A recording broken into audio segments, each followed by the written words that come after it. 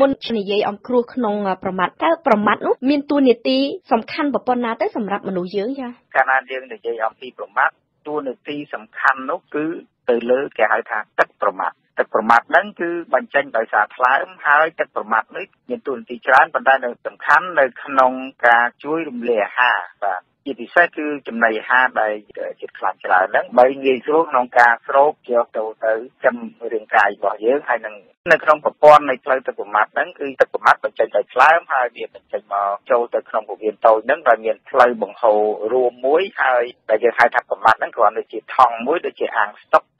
ទឹកប្រមាថបណ្ដោះអាសន្ននៅពេលណាដែលយើងមានចំណីអាហារដែលមានជាតិខ្លាញ់ច្រើនហ្នឹងគឺថង់ទឹកប្រមាថហ្នឹងវាបានបញ្ចេញឲ្យទឹកប្រមាថហ្នឹងគឺមានច្រើនក្នុងពេលហ្នឹងដើម្បីជួយរំលាយអាហារដែលជាច្រើនដែលជាជាតិខ្លាញ់បាទនាងខ្ញុំធ្លាប់បានឮច្រើនគេនិយាយអំពីគ្រោះនៅក្នុងតម្រងនោមក៏ប៉ុន្តែมันបានសូវទទួលព័ត៌មាននិងមានការនិយាយច្រើនទេអំពីគ្រោះនៅក្នុងប្រមាថថាតើគ្រោះនេះវាមានលក្ខណៈខុសគ្នាដែរឬទេយ៉ាបាទជំងឺគ្រោះនៅក្នុងផ្លូវទឹកប្រមាថហ្នឹងគឺមានលក្ខណៈខុសគ្នាដាច់អំពីគ្រោះនៅក្នុងផ្លូវតម្រងនោមបាទចាពីព្រោះការកកើតនៃគ្រោះនៅក្នុងផ្លូវទឹកប្រមាថហ្នឹងជាទូទៅគឺកើតមាននៅក្នុងថង់ទឹកប្រមាថចុះថាតើគ្រោះនេះវាកើតឡើងយ៉ាងដូចម្ដេចក្រែងយើងទទួលទានអាហារទៅវាមានបានជួយឆ្លងកាត់ប្រមាថនៅឯណាចាបាទជាបឋមខ្ញុំសូមជម្រាបថាទឹកប្រមាថហ្នឹងគឺមានការរួមផ្សំឡើងដោយសារសារជាតិជាច្រើនដែលមានទឹកនៅក្នុងនោះហើយសារជាតិ3ទៀតដែលសំខាន់គឺ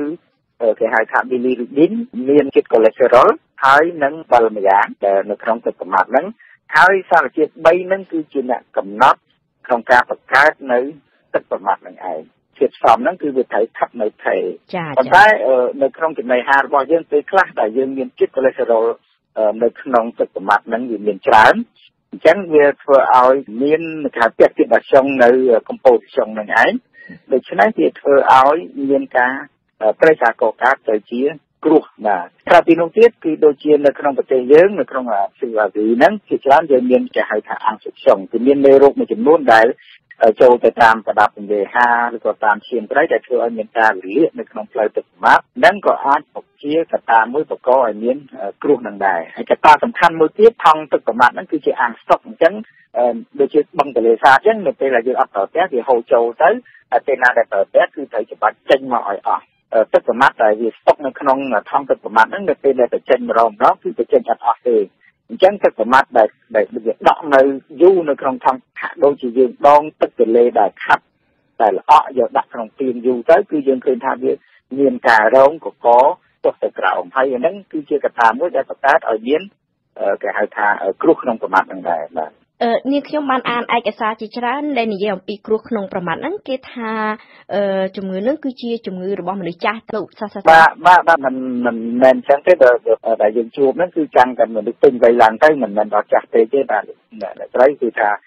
ចាប់ពីអាយុ7 8 10 20យើងអាចមានខ្លះប៉ុន្តែភាគច្រើនគឺយើងឃើញនៅក្នុងកំឡុងអាយុប្រហែលជាខ្ទង់40ឡើងទៅទោះវាទៅតាមអាយុដែរអាយុកាន់តែចាស់ឈរមុខក៏កាន់តែច្រើនប៉ុន្តែទៅវិញគ្រោះប្រមាថហ្នឹងក៏វា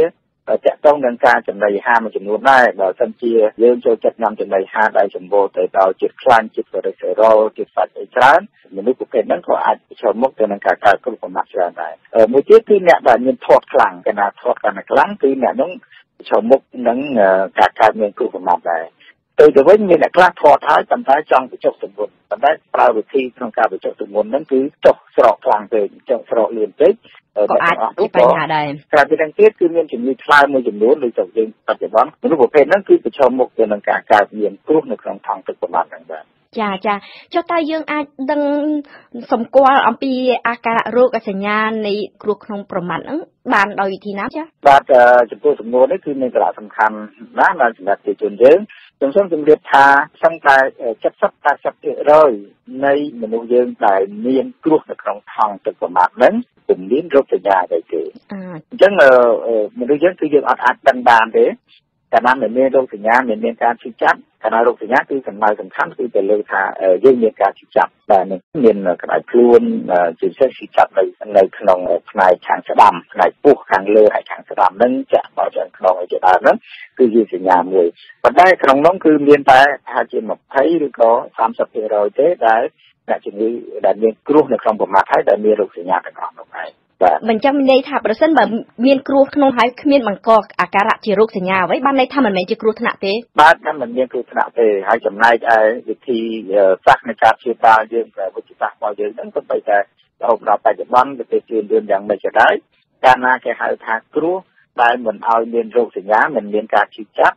គឺយើងត្រូវរងចាំសិនគឺយើងមិនមានវិធានការក្នុងការព្យាបាលទេគឺត្រូវបង្ខំទេបាទប៉ុន្តែផ្ទុយទៅវិញបើសិនជាមានគ្រោះហើយប៉ុន្តែវាមានផ្ដល់ឲ្យរោគសញ្ញាគឺបានន័យថាគាត់ធ្លាប់ចុកខ្លាំងម្ដងគាត់ធ្លាប់ឈឺក្តៅខ្លួនឬមួយក៏ថង់ប្រមាថនឹងធ្លាប់រលាកម្ដងនេះគឺជាសញ្ញាប្រកាសអាសន្នដំបូងមួយដែលអ្នកជំងឺគួរតែទទួលយកការព្យាបាលដោយការវះកាត់ឬក៏ចោះដើម្បីយើងកាត់ថង់ទឹកប្រមាថនឹងចេញបាទព្រោះបើសិនជាយើងទុកនៅពេលខ្លះយើងព្យាបាលដោយថ្នាំពេលរលាកម្ដងពេលឈឺម្ដងយើងព្យាបាលដោយថ្នាំវាអាចបាត់ទៅវិញរោគសញ្ញាទាំងអស់ហ្នឹងប៉ុន្តែនៅអនាគតក្នុងពេលទៅខាងមុខហ្នឹងគឺប្រឈមនឹងការឈឺចាប់របៀបហ្នឹងច្រើនដងទៅទៀតហើយពេលដែលឈឺម្ដងវាកាន់តែធ្ងន់ទៅហើយវាធ្វើឲ្យថង់ទឹកប្រមាថយើងនឹងលាកពេលខ្លះអាចប្រឈមមុខទៅនឹងការកកខ្ទុះឬមួយក៏ការសាយភាយនៃមេរោគដែលអាចឲ្យគ្រោះថ្នាក់ដល់ជីវិតបានចាបើតាមស្ដាប់ប្រសាសន៍របស់លោកសាស្ត្រាចារ្យគឺមធ្យោបាយព្យាបាលមានតែមួយទេគឺការវះកាត់ថង់ប្រមាថនៅពេលមនុស្សម្នាក់ដែលអត់មានថង់ប្រមាថតើអាចបង្កជាបញ្ហាអ្វីដែរទេចាបាទនេះគឺជាសំណួរមួយដែលជាគន្លឹះសំខាន់ណាស់សម្រាប់ប្រជាជនយើងពីព្រោះប្រជាជនយើងគឺមានអារម្មណ៍មួយហើយគាត់បានដឹងតគ្នាថាបើសិនជាគេវះកាត់ប្រមាថអញ្ចឹងគឺបានន័យថាមនុស្សដែលអត់ប្រមាថហើយគាត់និយាយថាពេលដែលមនុស្សអត់ប្រមាថហ្នឹងពេលដំបូងគឺគាត់ហាក់ដូចជាទទួលយកបានទេពីព្រោះថាវាប្រឈមមុខនឹងបញ្ហាច្រើនប៉ុន្តែនៅលើផ្នែកវិទ្យាសាស្ត្រហើយជាក់ស្ដែងគឺมันមានភាពធន់ធ្ងរទេអ្នកស្រីដូចជាបានជម្រាបហើយថាតួនាទីរបស់ថង់ទឹកប្រមាថហ្នឹងគឺគ្រាន់តែជាអាងស្តុកទេបាទអញ្ចឹងនៅពេលដែលយើងកាត់អាងស្តុកនឹងចេញគឺមិនមែនបានន័យថាយើងអត់ប្រមាថទេមនុស្សមានប្រមាថគឺអត់ប្រមាថគឺសំខាន់នៅលើថាតើថ្លើមយើងល្អហើយផលិតទឹកប្រមាថមកធម្មតាឬក៏អត់ទឹកប្រមាថហ្នឹងបានហូរចុះមកចូលទៅក្នុងពោះវៀនដើម្បីជួយលេហាឬក៏អត់បាទផ្នែកវិទ្យាសាស្ត្រថាបើសិនជាក្នុងរយៈពេល3ខែក្រោយការដែលកាត់ថង់ទឹកប្រមាថចេញយើងអាចតមចំណីមួយចំនួនដែលជាចំណីសម្បូរទៅដោយជាតិខ្លាញ់ពីព្រោះបើយើងញ៉ាំខ្លាញ់ច្រើនពេលហ្នឹងគឺវាអាចធ្វើឲ្យយើងមានការរាករូសខ្លះបាទប៉ុន្តែក្រោយ3ខែតទៅគឺខ្លួនយើងគឺគេហៅថា auto adaptation គឺមានការសម្របសម្រួលក្នុងការបញ្ចេញទឹកប្រមាថដើម្បីជួយលេហាហ្នឹងឲ្យវាប្រកក្តីឡើងវិញគឺមិនមានបញ្ហាទេហើយខ្ញុំសូមជម្រាបមួយទៀតថានៅពេលដែលថង់ទឹកប្រមាថយើងមានគ្រោះហើយយើងលាកហ្នឹងពេលហ្នឹងសមត្ថភាពនៃការទុករបស់ថង់ទឹកប្រមាថហ្នឹងវាបានបាត់បង់មុខងារនឹងរួចទៅហើយអ្វីដែលសំខាន់កាលណាយើងទុកនៅគឺវាជាទីកន្លែងមួយដែលដល់ឲ្យមានការសាយភាយនៃរោគហើយធ្វើឲ្យអាចគ្រោះថ្នាក់ដល់ជីវិតទេបាទនាងខ្ញុំសូមបញ្ជាក់ដោយខ្លីមួយដែលថាប្រសិនបើយើងកាត់ថង់ប្រមាថនោះចេញទៅមិនមែនបានន័យថាយើងអស់ទឹកប្រមាថដើម្បីទៅជួយរំលាយអាហារបាទត្រឹមត្រូវអ្នកស្រីបាទទោះបីយើងកាត់ថង់ទឹកប្រមាថហ្នឹងចេញប៉ុន្តែជាមធ្យមគឺមនុស្សយើងម្នាក់ក្នុងមួយថ្ងៃ24ម៉ោងគឺថ្លើមបានផលិតនៅទឹកប្រមាថហ្នឹងគេហៅមីលីលគឺចំនួន